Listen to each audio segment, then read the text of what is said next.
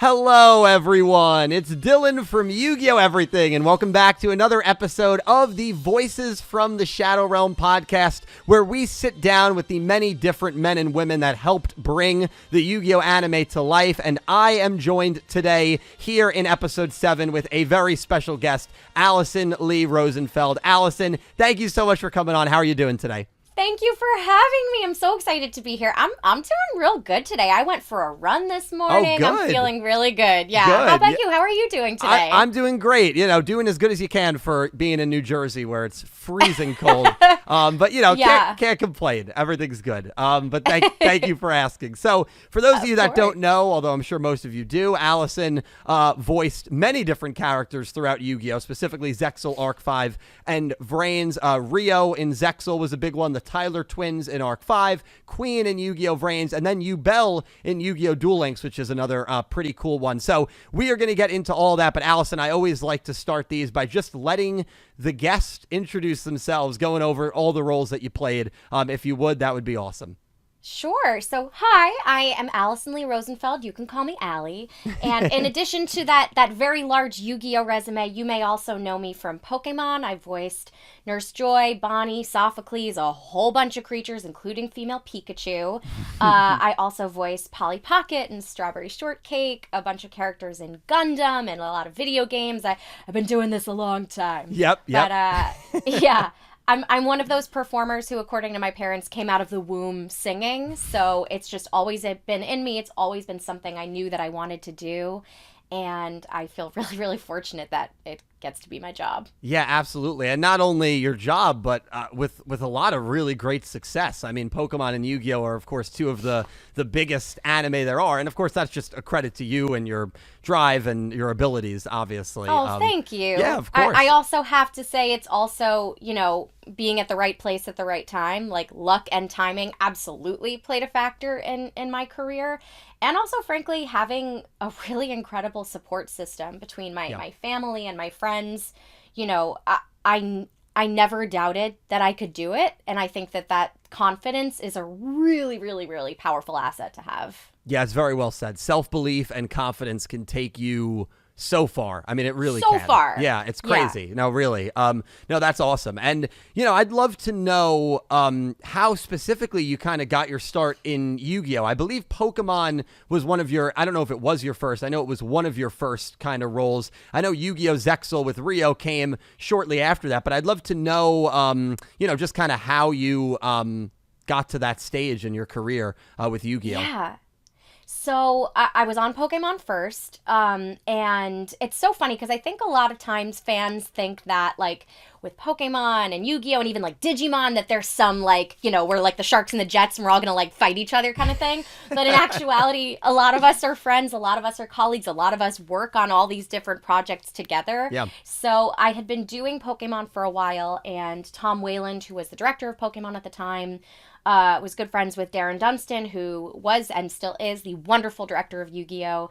And he was like, I'm gonna recommend you over to Darren, and, you know, I think there's parts coming up for the new series, and, you know, we'll see what happens. And very fortunately, my first round of auditions for Darren, I booked Rio. Wow. So I was, you know, front and center on the show real fast. Yes. And developed this really fantastic, you know, friendship and rapport with Darren, who is an incredible director and frankly is also a musical theater nerd like I am.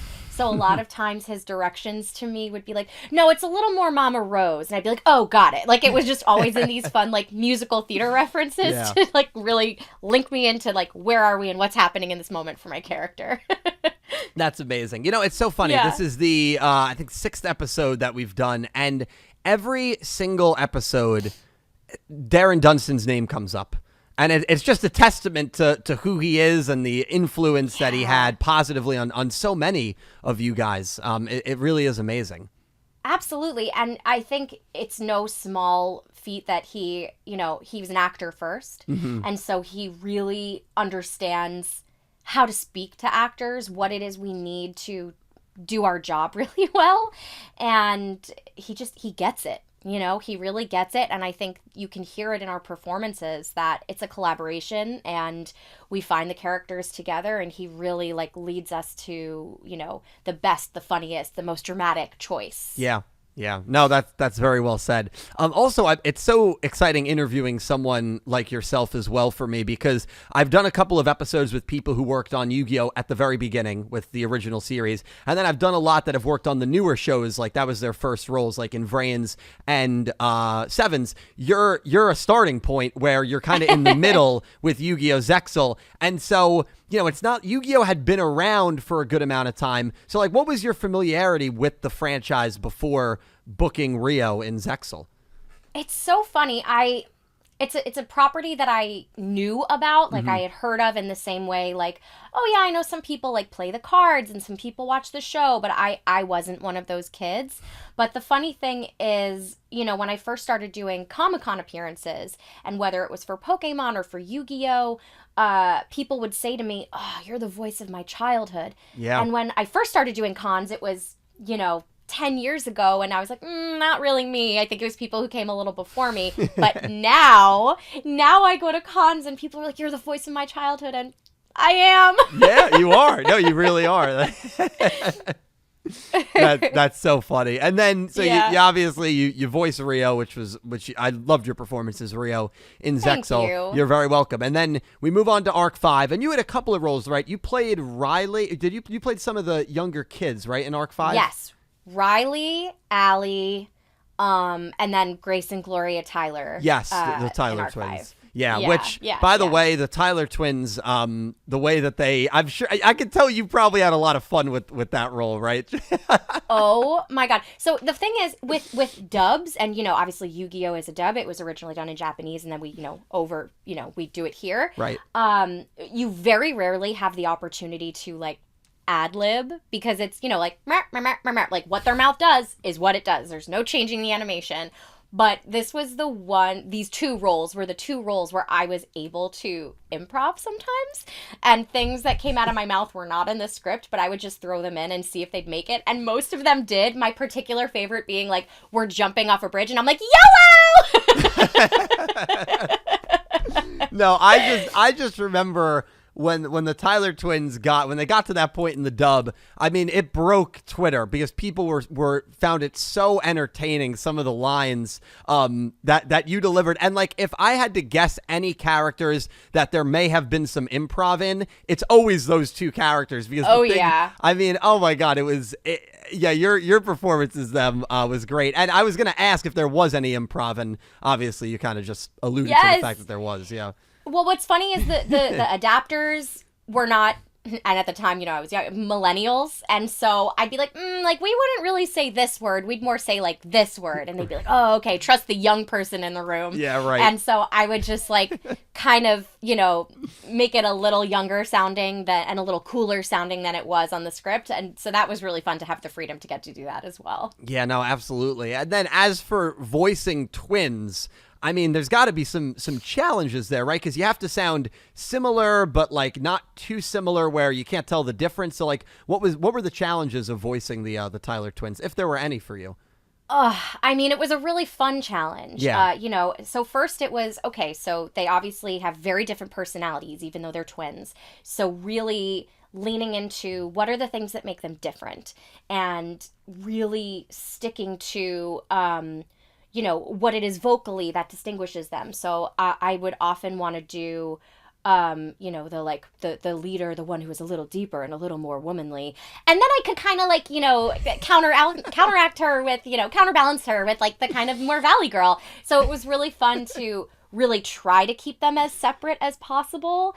Of course, there are moments where, like, they're very excited or they're battling and it's, like, a little harder, but it was always fun to find those, like, crunchy moments where I'd have to find what distinguishes them. Yeah, no, and I think you did a good job. It's been a bit, but I think Gloria was the older sister. And yes, my brain was like, which one is it? Yeah, Grace Gloria. with the white hair was the younger sister. And yeah, that Valley girl, that's the perfect way to describe the... Yes, and Gloria, my inspiration vocally was a little like Samantha Jones. It was very like, oh, yes, like that kind of a thing. Yeah.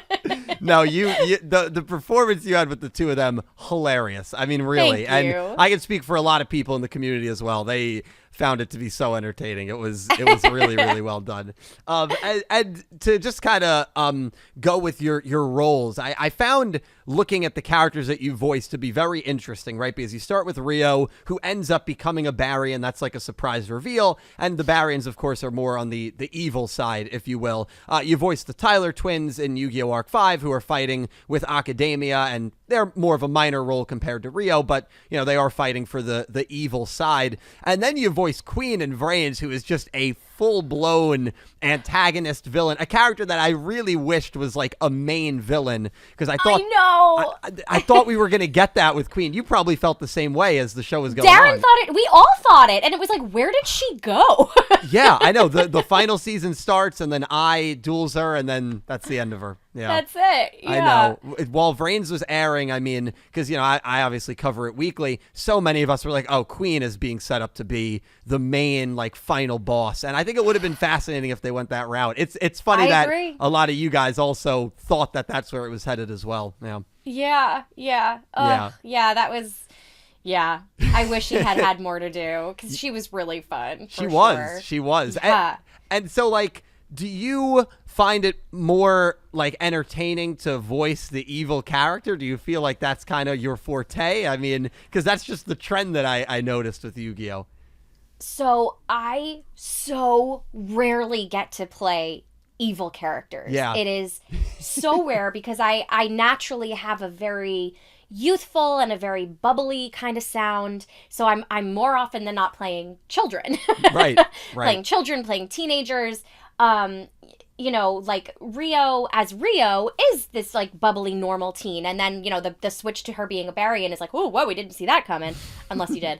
But Queen was such a fun challenge, because I never get to be just like full tilt, like kind of villain, and she really was that.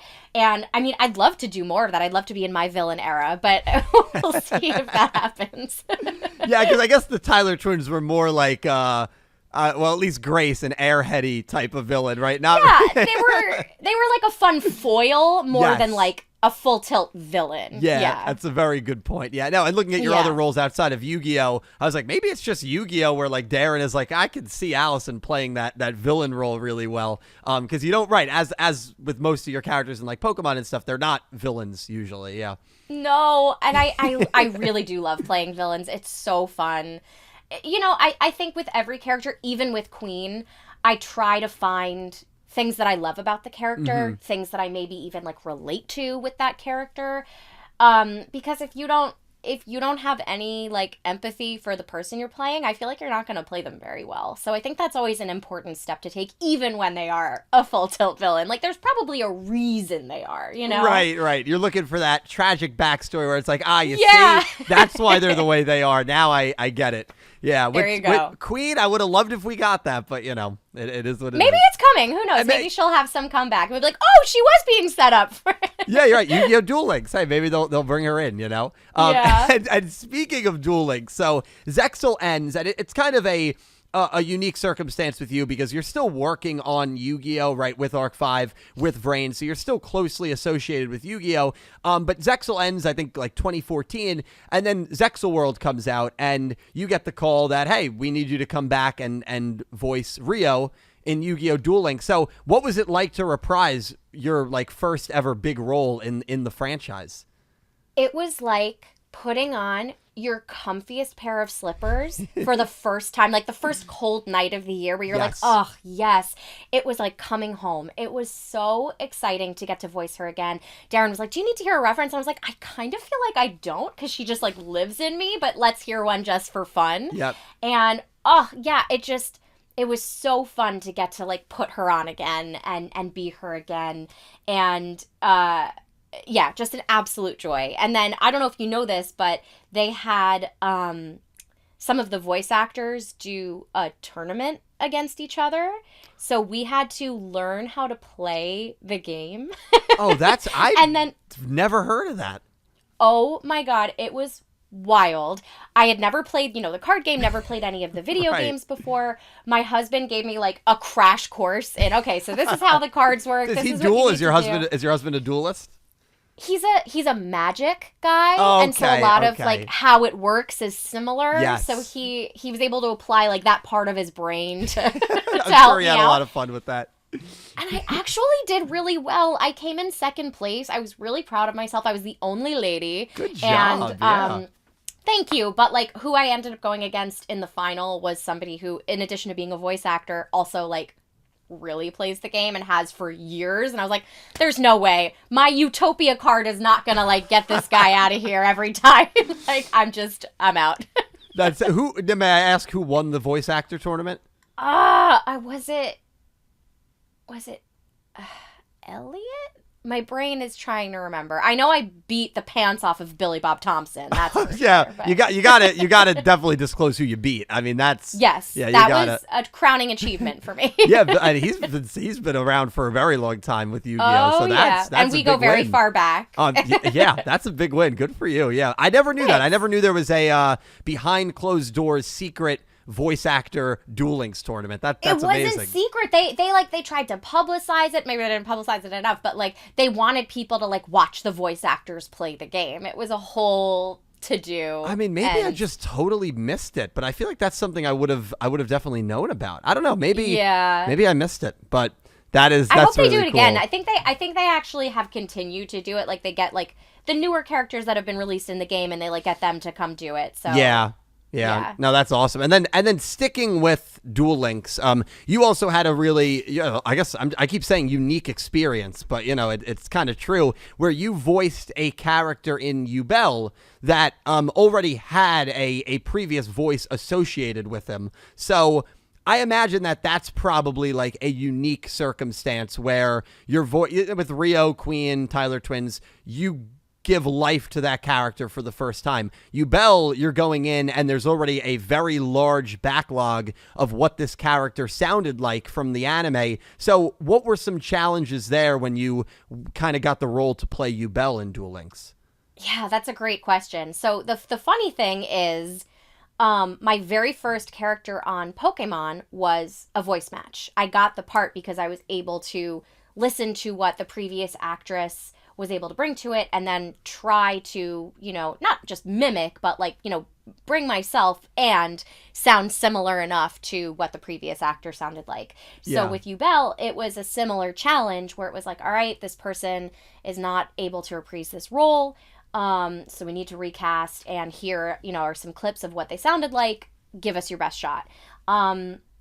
Fortunately, it was somebody who, just naturally my voice sounded fairly similar to. 100%. So then it was like, all right, so, what is her energy? What is she trying to do? What can I bring to it that's going to, make me be the one to get this role, as opposed to, the other girls who are pretty good at doing impressions too, So it was a really fun challenge to get to do that and to step into those shoes. And Yubel has a real big fan base. When I go to cons and people are like, you voiced Yubel in a game, I love her. And I'm like, yeah!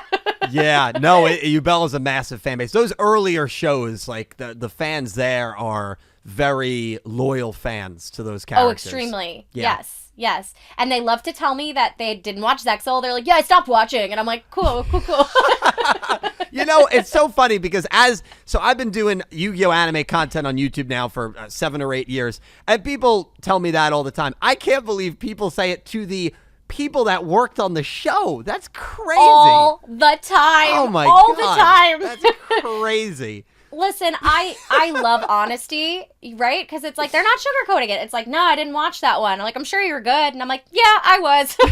Right, yeah. I mean, yeah, I guess they're not like criticizing you or your performance. Yeah. It's like, yeah, I just didn't watch it. Yeah. But that's so funny. That does happen too, though. I'm sure. That does happen too. I'm sure, yeah. It's like, Cons. You Gotta have love to. It. Yeah, and you, I actually just spoke with Tara Sands, who voiced Mocha Bakaiba. Love Tara. She was wonderful. That episode will be out a little before this one. But she talked about how she has, very thick skin, and like that's just kind of part of it, right? I mean, even for what I do, which is not at the level of what you guys are doing, I mean, you just have to let criticism and comments like that, especially when it's not constructive, just in one ear out the other, right? Absolutely. And it's funny, Tara's somebody who like had already been in this game much longer than I had when I, joined the voiceover world.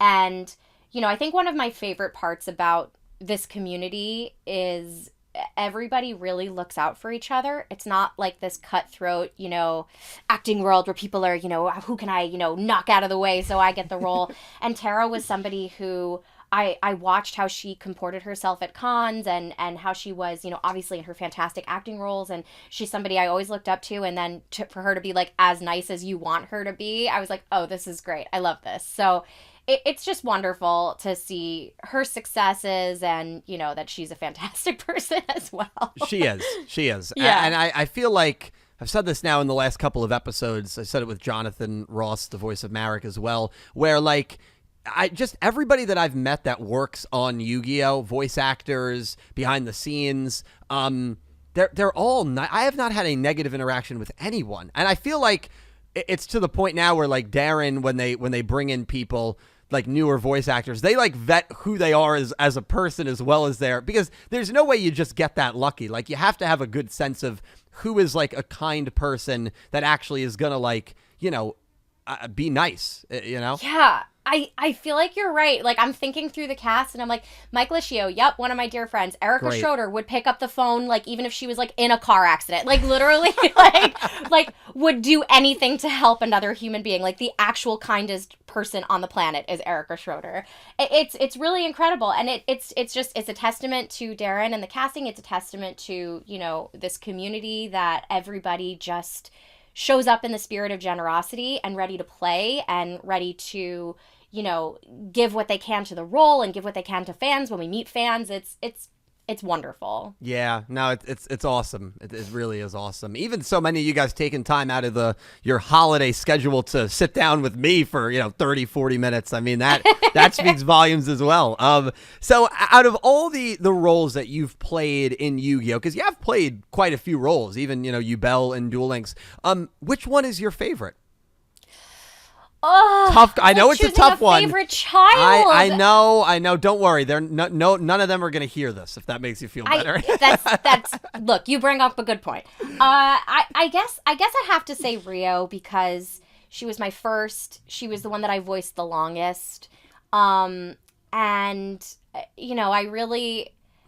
Joining Yu-Gi-Oh when I did and really wanting to feel like I was part of the gang, it largely felt like Rio's journey in the very beginning where she's like, I know I'm Shark's little sister, but like I'm here too and I kick butt and like, can I be part of the club? Like, yeah. Good so, point. I very much felt an affinity for her and with her yeah. So I think Rio's my fave. Yeah. If I had to guess who you'd pick, that is who I would have guessed. So yeah. But it's the first one, so it's always going to have that special place in your heart. So I think that makes a lot of sense. But then of course I could talk through all the rest of them and like why they're my favorites too. Like Grace and Gloria getting the chance to improv ridiculous, millennialisms and, Queen getting to be a full tilt villain. Like it's all so fun. It's just all so fun to get to do this for my job. Like, wow. I know. No, it really is. But again, you get to enjoy it because you're so good at what you do and you're such a hard worker, and so it thank you. That's the payoff. Yeah, of course. And I always like to ask this: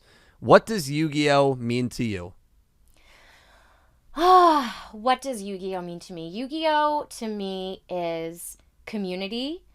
It is good sportsmanship. It is fun and comedy. It is it's family. I think it's all of those things. Yeah. It's so I love asking everyone that I sit down with that question at the end because the answer is almost always the same. And it's a good answer. It's not, there's nothing wrong with it being the same. The fact that it's so consistent among so many of you guys who have voiced in different shows at different periods in time just says a lot about the franchise. And it's awesome. Yeah. And would you ever, if the opportunity presented itself, would you ever come back to a Yu-Gi-Oh anime, for like a show down the road?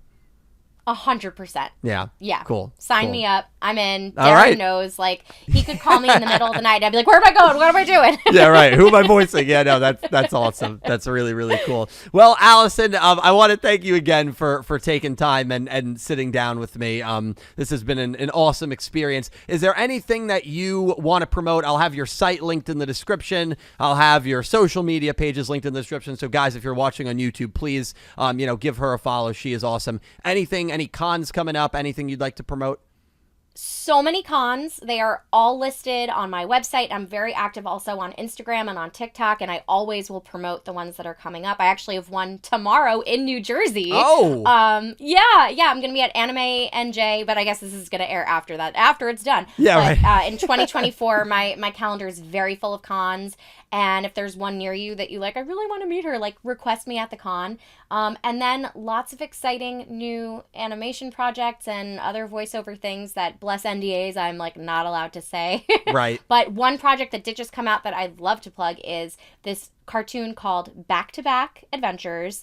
It's currently streaming on YouTube. It is one of the funniest and most well animated shows we've gotten to do. I'd really love if it started streaming elsewhere. So give it a bajillion views so that people see how fun and funny it is. It's me, it's Lori Himes, it's Emily Kramer, and Samantha Cooper, who are also all Yu-Gi-Oh! Voice actresses, doing their best. We are sentient backpacks, and it's really silly and fun. Highly recommend watching it. Yeah, that's awesome. I'll do you one better as well. I'll have that as the pinned comment to the link to that Yeah, series. Back to awesome. back, you said, right? Back to back? Yeah. Okay, cool. Yeah. And Emily Kramer is someone who we interviewed, I think, for episode 2 or 3. Emily is awesome. She is the voice, of course, of Sky's the fun Eyes. fact is that Emily and I went to college together. Really? Same year, same everything, yes. And in college, like, we knew each other, but we weren't, like, besties.